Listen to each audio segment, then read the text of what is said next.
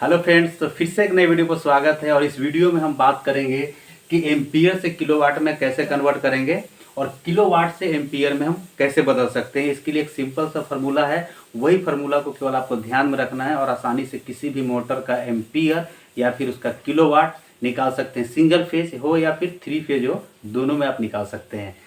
क्योंकि इसी टाइप के आप लोग वीडियो पसंद भी करते हैं, क्योंकि मैंने पहले एक वीडियो बनाया था कि एम्पियर में कितने वाट होता है, तो इस पर आप लोगों ने बहुत अच्छा रिजल्ट दिया है और 4 महीने में लगभग 4 लाख के आसपास व्यू भी उसका है। तो हमें मालूम है कि आप लोग को फार्मूला वाले वीडियो पसंद आते हैं, तो वीडियो के एंड तक बने रहिएगा। चलिए फिर वीडियो को शुरू करते हैं। इसके लिए कुछ एग्जाम्पल ले लेते हैं और उसी एग्जाम्पल के थ्रू ही हम लोग समझेंगे। और मेरा पहले से भी आपको मालूम है कि जब भी मैं कोई एग्जाम्पल लेता हूँ तो उसको किलोवाट से एम्पियर में कन्वर्ट करूँ या ये एम्पियर से किलोवाट में कन्वर्ट करूँ, आंसर सेम आना चाहिए। तभी हमें मालूम चल पाएगा कि जो फार्मूला है, फार्मूला हमारा राइट है। तो यहाँ पर हमने एग्जांपल ले लिया है। सिंगल फेज का जो वोल्टेज होगा 230 वोल्ट होगा और 3 फेज में 415 वोल्ट होगा। एम्पियर दोनों के लिए सेम होगा, यानी कि 20 एम्पियर 3 फेज में भी होगा और सिंगल फेज में भी होगा। और दोनों का जो पावर फैक्टर होगा 0.8 होगा। अब यहाँ पर पहले वाला कॉलम यानी कि एम्पियर टू हम लोग किलोवाट में पहले कन्वर्ट करेंगे।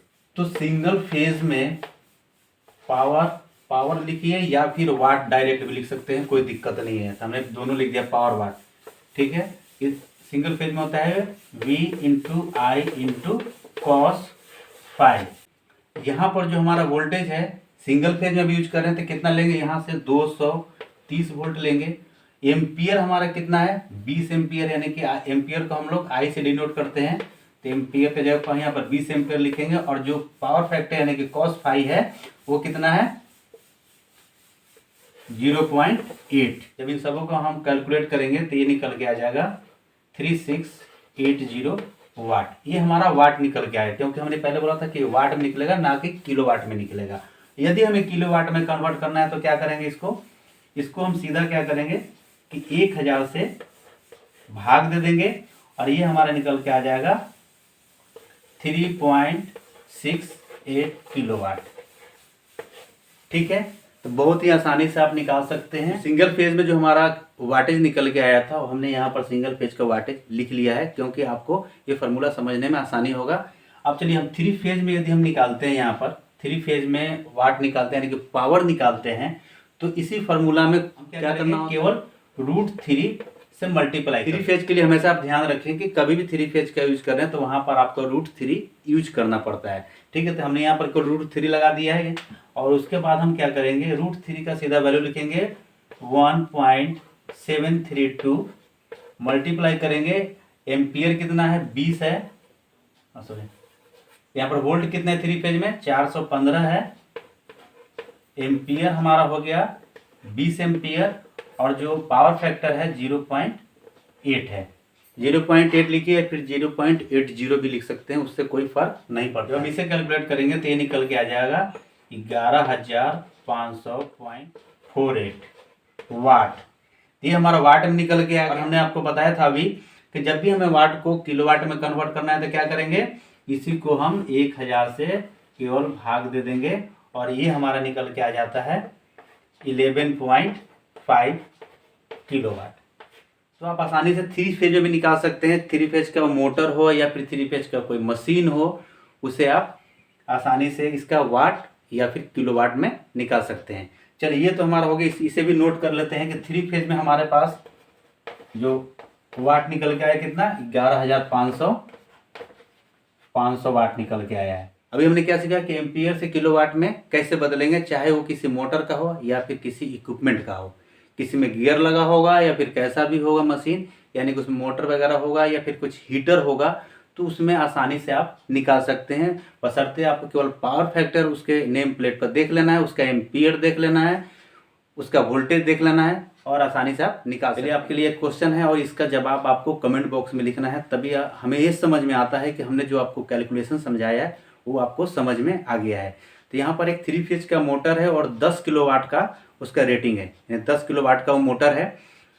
उस पर वोल्टेज 415 लिखा हुआ है, उसके नेम प्लेट पर उसका पावर फैक्टर 0.8 है। तो वो मोटर कितना एम्पियर लोड लेके चलेगा, इसका जवाब आप कमेंट बॉक्स में लिखिएगा। चलिए अब नेक्स्ट समझते हैं कि किलोवाट से एम्पियर में कैसे कन्वर्ट करेंगे। तो सबसे पहले हम फिर जानेंगे यहाँ पर सिंगल फेज में ही कि सिंगल फेज में कैसे करेंगे। तो एम्पियर इज इक्वल टू होता है यानी आई, एम्पियर को हमेशा हम आई से डिनोट करते हैं। तो एम्पियर इज इक्वल टू होता है watt divided by volt into PF.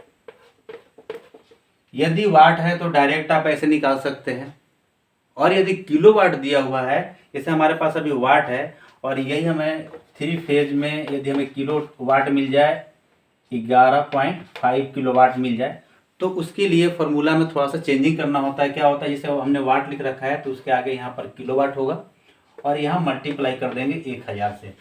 ठीक है, तो यहाँ पर आई इज इक्वल टू लिखेंगे कि हमारे पास जो किलोवाट निकल के आया है, यहाँ पर सिंगल फेज में 3.68 किलोवाट था।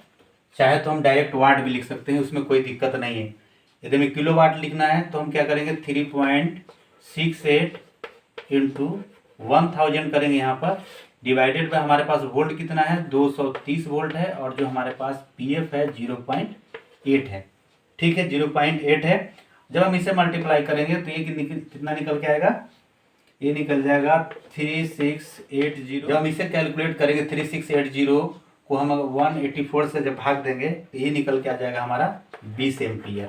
और हमारा जो था क्या था, 20 एम्पियर ही था हमारा सिंगल फेज या फिर 3 फेज में। तो हमारे पास ये 20 एम्पियर निकल के आ गया। तो हमारे पास जो पहले वाला कैलकुलेशन था उसमें भी आपने देखा कि ये 20 एम्पियर पे यदि हम रख के 20 एम्पियर यदि रखते हैं फार्मूला में तो हमें कितना आता है 3.68 किलोवाट आ जाता है। यदि हम 3.68 किलोवाट रखते हैं तो हमें 20 एम्पियर मिल जाता है, यानी कि जो हमारा फार्मूला है वो सही है। तो हमारे पास जो सिंगल फेज का जो फार्मूला था क्या था, यानी किलोवाट से जब हम एम्पियर में कन्वर्ट कर रहे थे तो हमारे पास यही फार्मूला था, I is equal to kilowatt into 1000 divided by volt into PF.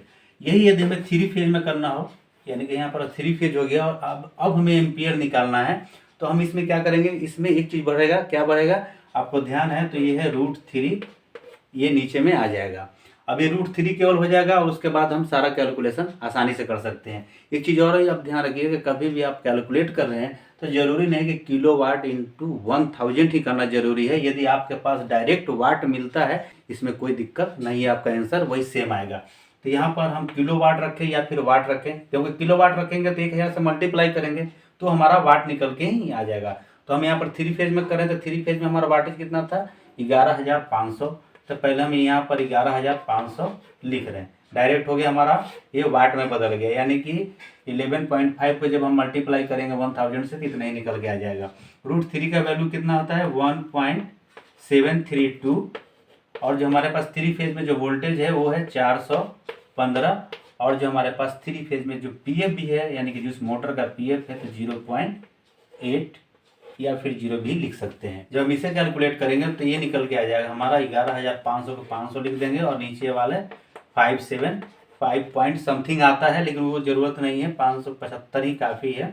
और जब हम इसे भाग देंगे तो ये निकल के आ जाएगा हमारा 20 एम्पियर। ठीक है, तो इस फार्मूला से आपको क्या समझ में आया कि इस फार्मूला से हम क्या क्या चीज़ निकाल सकते हैं। देखिए, आपको फार्मूला से आपको यही निकाल सकते हैं कि किसी भी 3 फेज का मोटर है या फिर 3 फेज का कोई भी इक्विपमेंट है, और यदि हमें इसमें 3 चीज़ें मिल जाता है, यानी कि हमें किलोवाट या फिर वाटेज मिल जाए, उसके बाद फिर हमें वोल्टेज मिल जाए या फिर पीएफ मिल जाए, तो हम आसानी से चौथा चीज़ यानी कि एम्पियर निकाल सकते हैं। वैसे ही जैसे यदि हमें एम्पियर से किलोवाट में कन्वर्ट, हमारे पास एम्पियर दिया हुआ है, ये इंटरव्यू में पूछा जाता है, एम्पियर दिया हुआ है और हमें किलोवाट निकालना है, तो उस जगह पर हमें क्या क्या चाहिए, एम्पियर तो चाहिए, हमें वोल्टेज भी चाहिए, हमें पीएफ भी चाहिए। तो हमारे पास 3 चीज़ मिल गया और उससे हम आसानी से उसको हम किलोवाट में कन्वर्ट कर सकते हैं। दोस्तों, वीडियो आपको कैसा लगा, वीडियो पसंद आया तो प्लीज़ वीडियो को लाइक और चैनल को सब्सक्राइब कीजिएगा। चलिए फिर मिलते हैं नेक्स्ट वीडियो में, तब तक के लिए जय हिंद।